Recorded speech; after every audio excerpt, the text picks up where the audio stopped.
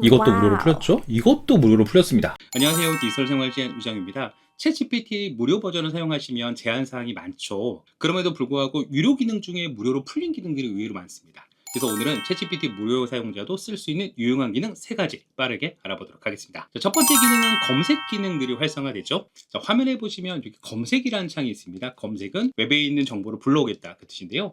제가 이곳에다가 오늘 날씨 어때라고 누르고 검색을 누르고요. 한번 보내기를 눌러볼게요. 자, 그럼 최근에 날씨 정보, 주식 정보 이런 실시간 데이터들을 그대로 불러오는 게 가능합니다. 자, 이번 주식 정보를 비교해 보려고 하는데요. 어제 기준으로 삼성전자, 하이닉스, 네이버의 주가를 비교해서 일주일 동안 변동 추이를 한번 조사를 해보도록 하겠습니다. 이때도 마찬가지로 검색 기능을 켜서 웹에 있는 내용을 불러오도록 할게요.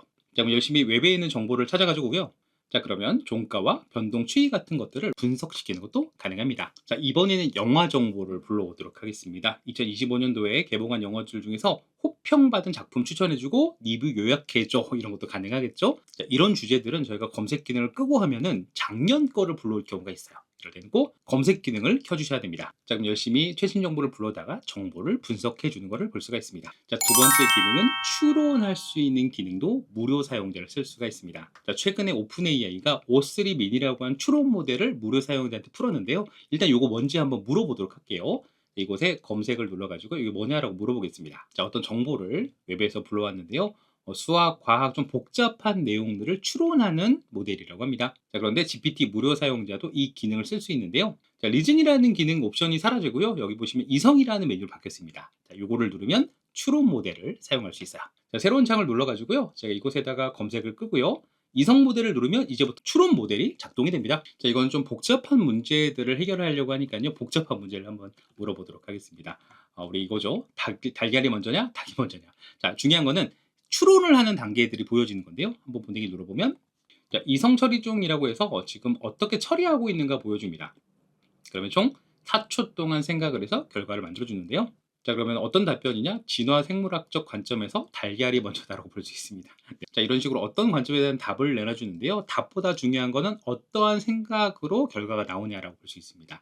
4초 동안 생각을 했다고 했잖아요. 여기 있는 걸 클릭하면 어떠한 질문들을 해서 답이 나왔는가에 대한 과정들을 볼 수가 있습니다. 다른 걸 한번 해보도록 하겠습니다. 오늘 저녁 식사 뭘로 만들면 좋을까? 냉장고엔 이런 게 있어. 자, 보내기 눌러보면 자, 챗GPT 추론 모델은 감자 오믈렛을 만들려고 하네요. 중요한 거는 얼마 동안 생각했냐? 9초 동안 생각을 하고요. 어떤 과정을 거쳤는가? 역시 마찬가지로 표시를 합니다. 이번엔 조금 더 전문적인 질문을 해보도록 하겠습니다. 암 치료에 있어 면역 체계를 강화하는 방법의 효과성에 대한 가설을 세우고 이 검증을 위한 실험 설계를 제안해 주세요. 네, 좋습니다. 요거 마찬가지로 추론 모델을 켜고요. 보내기 누르면 이거는 아까보다는 조금 더 생각을 많이 하죠. 16초 동안 생각을 했다고 하고요. 이런 과정을 거쳤다고 합니다. 자, 그러면 가설, 실험 설계 좋습니다. 그래서 뭔가 복잡한 과정들 추론이 필요하다라고 하면 이런 모델을 켜고 복잡한 질문을 해보시면 좋을 것 같습니다. 자, 세 번째는 실시간으로 글을 수정할 수 있는 캔버스 기능을 사용할 수 있습니다. 이전에 무료 사용자분들도 캔버스 기능을 쓸 수 있었는데요. 자, 지금은 어디를 들어가도 캔버스 기능이 없어요. 이 캔버스 기능을 써보려고 하는데요. 캔버스 기능을 쓰실 때는 좀 긴 장문의 글을 쓸 때는 자동으로 설정이 됩니다. 자, 그런데 긴 장문의 글을 쓰지 않고 캔버스를 열려고 할 때는요. 이곳에다가 캔버스 열어줘 라고 하면요. 자, 지금 캔버스가 활성화됩니다. 자, 캔버스는 말 그대로 우리가 명령어를 하는데요. 실시간으로 오른쪽에 수정을 할 수 있는 기능들이에요. 자, 가볍게 한번 해보도록 하겠습니다. 이곳에다가 블로그 초안을 좀 써달라고 하고요. 인공지능이 일상생활에 미친 영향으로 약 한 500단어로 만들어 달라고 하도록 하겠습니다. 이곳에 제가 보내기를 누르면요.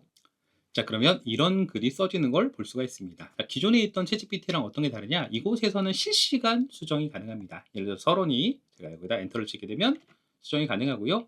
이곳에 저희가 수정 사항 이런 식으로 내용을 변경을 할 수가 있어요. 자, 캔버스는 이렇게 실시간으로 수정이 가능한데요. 챗GPT에 명령하듯이 프롬프트 입력하는 것도 방법이지만 오른쪽에 보시면 자체 에디터 기능이 있습니다. 뭐 이모티콘을 추가하거나 아니면 다듬기, 그다음에 독해 수준을요. 우리가 대학원생 혹은 중학생, 유치원 수준으로 변경하는 것도 가능해요. 유치원 수준으로 한번 해볼까요? 유치원 수준 누르고 이곳에 있는 보내기를 한번 눌러보면 지금 있는 이 블로그 글이 유치원 수준으로 변경이 됩니다. 이모티콘도 들어가고요. 로봇이 나온 영화에서만 보였지만 이제는 휴대폰, 쭈쭈쭈, 네, 유치원이 읽어도 이해될 수 있는 수준으로 변경이 됩니다. 뭐 길이를 조절한다거나 아니면 편집 제한을 한다거나 이런 기능이 있는데요. 제가 이 캔버스 기능은 다른 영상에서 만들어 놓은 게 있습니다. 캔버스 기능이 필요하신 분들은 그거 한번 보시면 좋을 것 같습니다. 자, 저희가 세 가지를 배워보셨는데요. 웹 검색하는 기능, 추론하는 기능, 마지막 실시간 글쓰기 캔버스 기능. 물론 무료 사용자가 무제한으로 쓸 수 있는 건 아닙니다. 유료 기능이라서 일정 좀 풀어놨기 때문에 일정량을 쓰시게 되면 더 이상 못 쓰게 되고요. 그 다음날 또 리셋이 되기 때문에 그 다음에 또 무료로 쓰실 수가 있습니다. 자, 무료 사용자도 쓸 수 있는 세 가지 기능 바로 한번 이용해 보시면 좋을 것 같습니다. 오늘 영상은 여기서 마무리하도록 할게요. 감사합니다.